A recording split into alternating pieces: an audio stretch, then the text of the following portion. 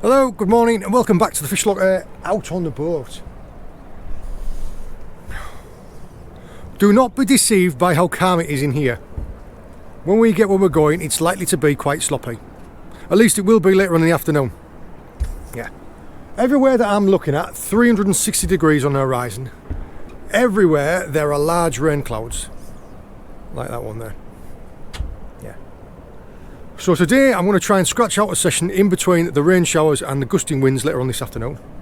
Ideally I'm going to end up fishing over a piece of reef. Fishing over a reef with soft plastics and jigs with light spinning rods. That's the plan.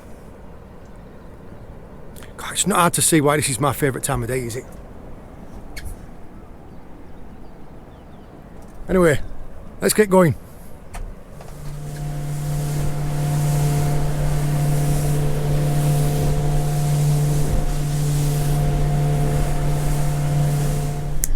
I've got where I'm going, and yes, there is a little bit of swell on. Now, to start with this first drift, I don't quite know what we're going to be like because we have wind against tide. So the tide might be running one way and the wind is holding me back the other. We're fishing with little soft plastic lures. This is a Pen Conflict and it's I think it's a 50 gram. Yeah, it is max 50 gram, and this is my Pen Slammer 4.5,000.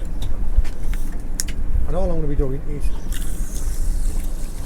casting the lures up and letting them drop to the bottom, giving them a couple of bounces and then winding them up to the boat. That's because pollock, bass, wrasse and cod all kind of live and feed in different areas of the water. The bounces on the bottom, when it reaches the bottom, is potentially picking up a cod or a wrasse, and then the pollock will be when it chases it back up to the surface. Right. Currently fishing in 32, 34, 33 metres of water.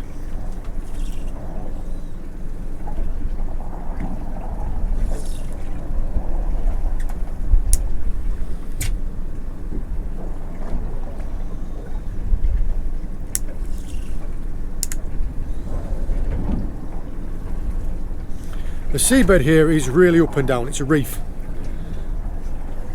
So you've got to keep an eye on what the lure's doing, because you can very easily become snagged in the bottom and lose it.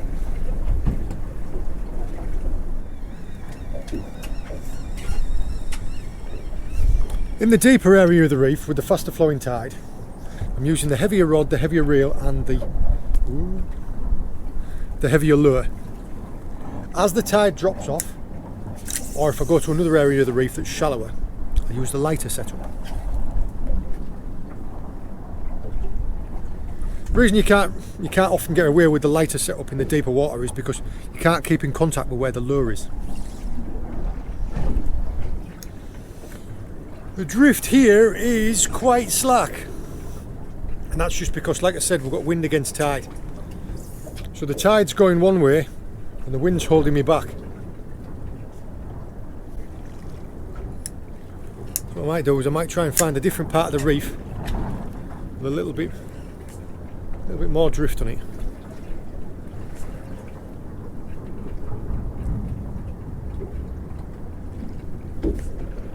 Carry this on for another 100 yards.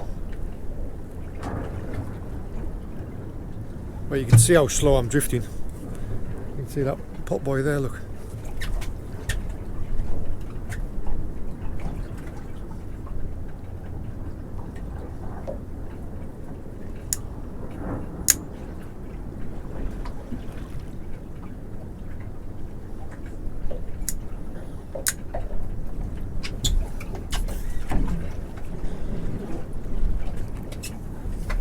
I don't know if you can see the porpoise at the back. Harper porpoise cooking about.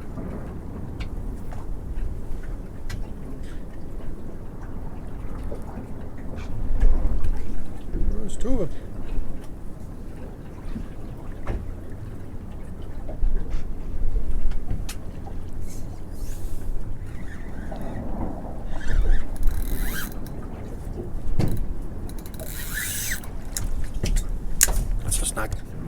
Fishing on areas of reef like this, fishing for predator fish. It's all about getting the right conditions. It's about getting the right time in the tide with the right drift. because predator fish like pollock and bass, they like it when there's a little bit of tide moving. I mean, bass actually, some of the worst conditions that you can get out in will be the times it will be the best time to catch a bass.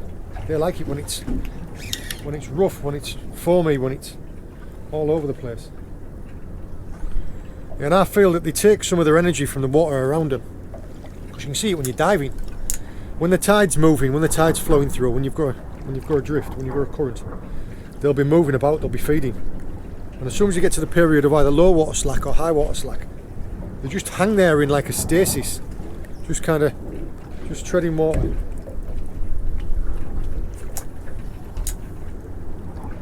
So yeah, now, I mean, the drift's 0.4 knots, 0.5 knots. The fish will be there, they just won't be having it, they just won't be wanting it. Maybe we need to wait until the tide switches on a little bit, or, like I say, find an area with a little bit more tide.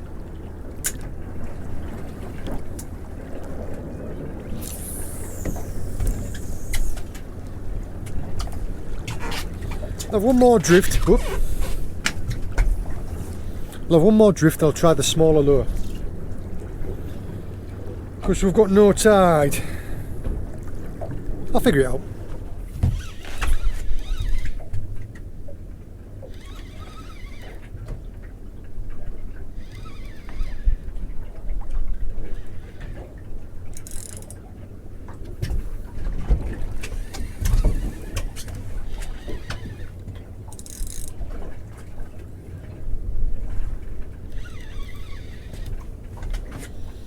I'm going to guess ballan wrasse.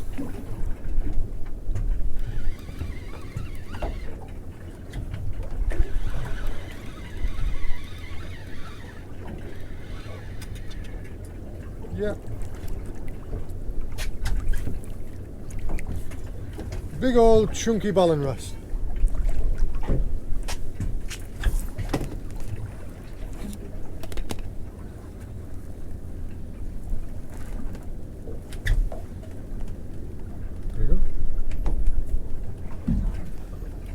He's a pretty one, isn't he? Just hooked right in his lip, look.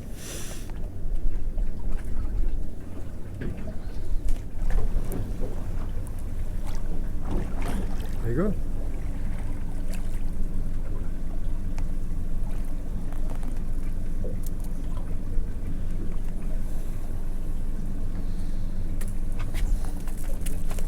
Don't do it.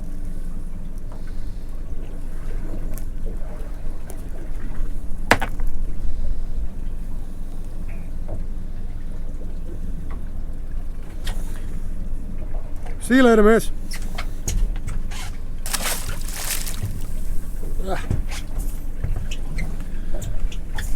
Well, I'm going home. I'm not one to give up early, but that was 3 hours for one bite and one fish. And the only thing that I can put it down to is that there was some work going on in a quarry nearby. Now you can hear it through the video.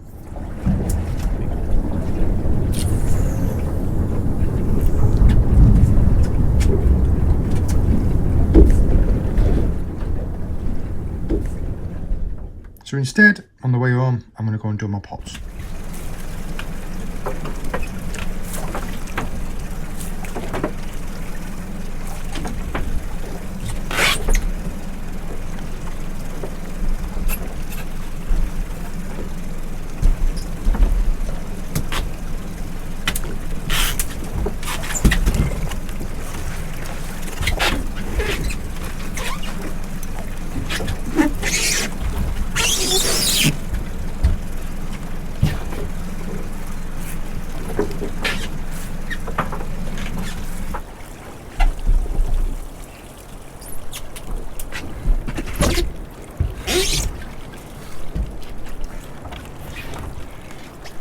There's a nice one in there. I'll have a look at her in a minute.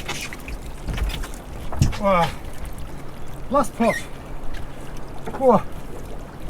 Last pot.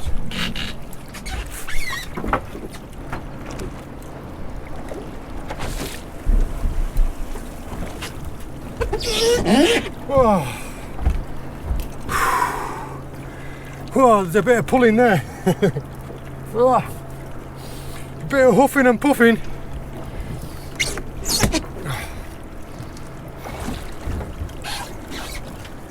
Let's have a look at what we've got. Right, I guess we'll start with the big one.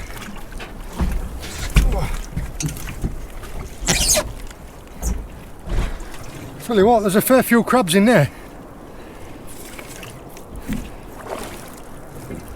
Oh yeah, it's done well for crabs, that one, isn't it? The majority of these are brown edible crabs. Yeah. Now this is a male brown edible crab. You can tell it's a male because it's got a narrow V in there, and he is just undersized.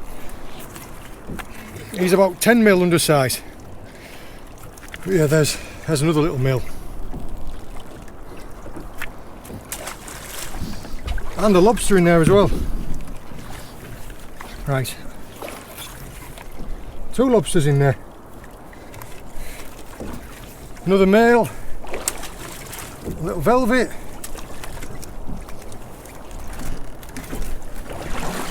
Another male, but this one's only got 1 claw. I'm trying to find a female to be able to show you the comparison.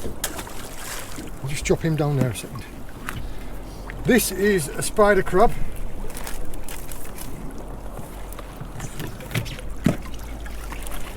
That's a female spider crab, you can see by the big pad she's got underneath there.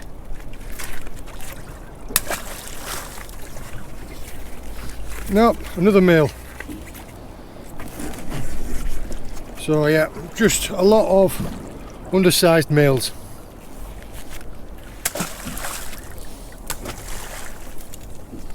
This is an undersized lobster, an undersized female. Oh, way too small, way too small. Have to be, well, that size. This is a size lobster, this is an undersized lobster. Yeah, I don't even, yeah, he'd be 100 mil. That is a beautiful male lobster. They do have a stunning blue on them. For anybody who's already watched the videos, you'll have heard me explain these bylaws loads of times. There's a few bylaws pertaining to lobsters in my area. First one is minimum landing size, being it has to be 90 millimeters from the back of the eye socket to the back of the carapace, so this hard part here. This guy is nearly 100. Easily 100. The next one is V-notches. Now, an egg-bearing female, or occasionally a male if he's been found somewhere else, has a V-notch put in either this fan or this fan, or eggs. So yeah, this guy is a legal lobster to take, and I will. Clear all the rest of this seaweed out. Oh, little velvet swimming crab hiding in there.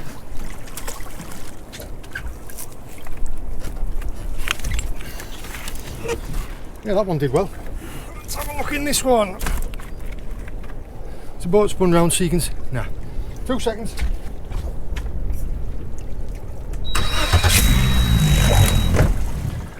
There we go, that's better. Let's have a look at what we've got in this one. We have quite a bit of seaweed.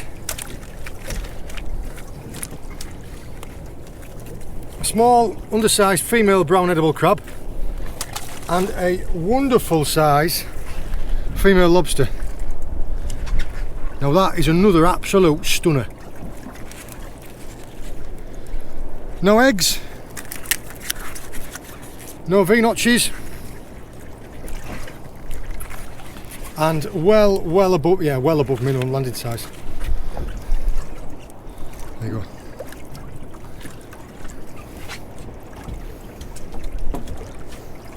So 2 for 2, brilliant.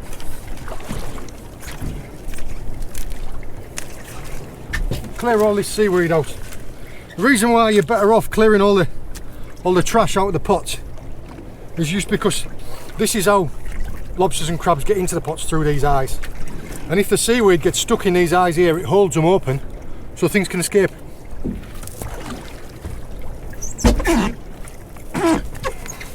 last but not least,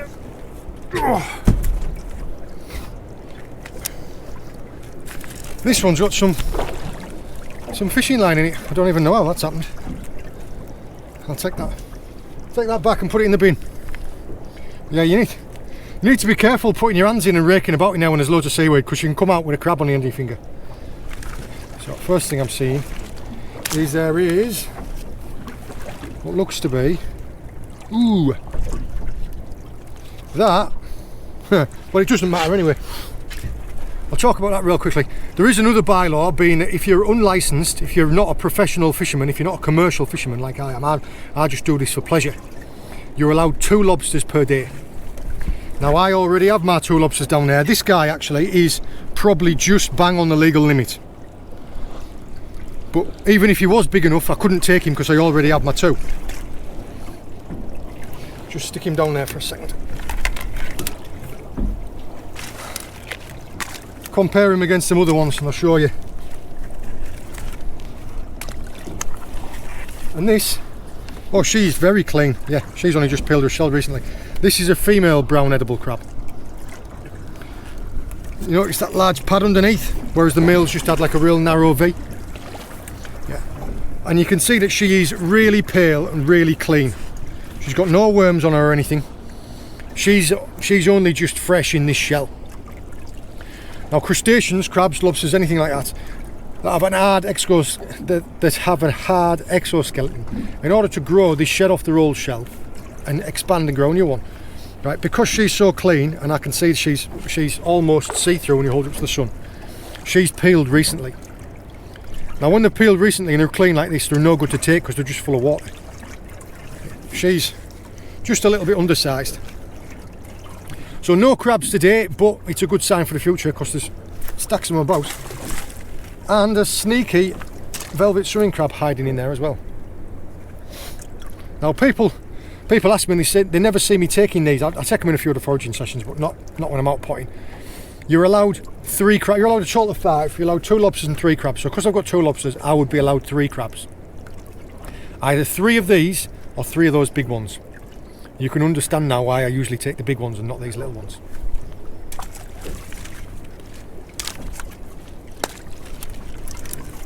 Clear all the crud out.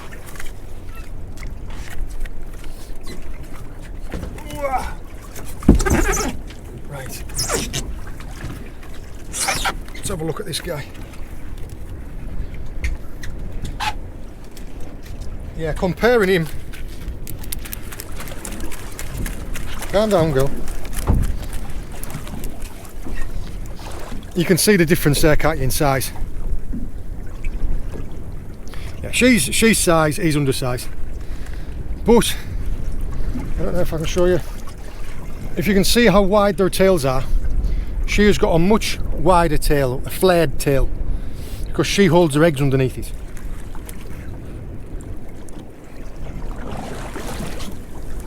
Still a lovely blue.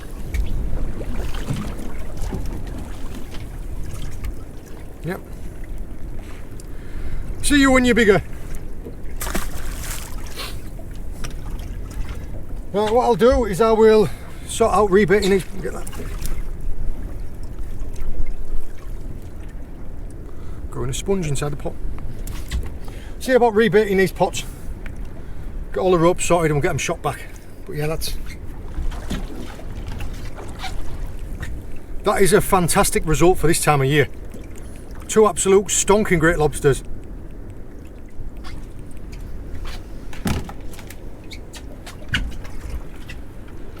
The baits that I use for my pots, people have asked me before, and you'll see me rebaiting them.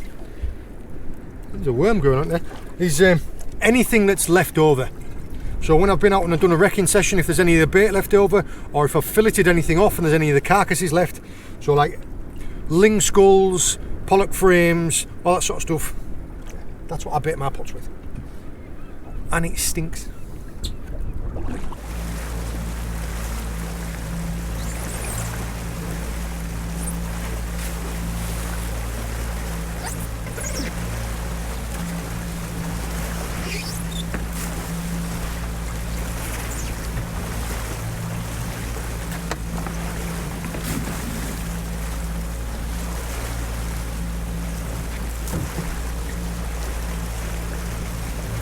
laying down time now.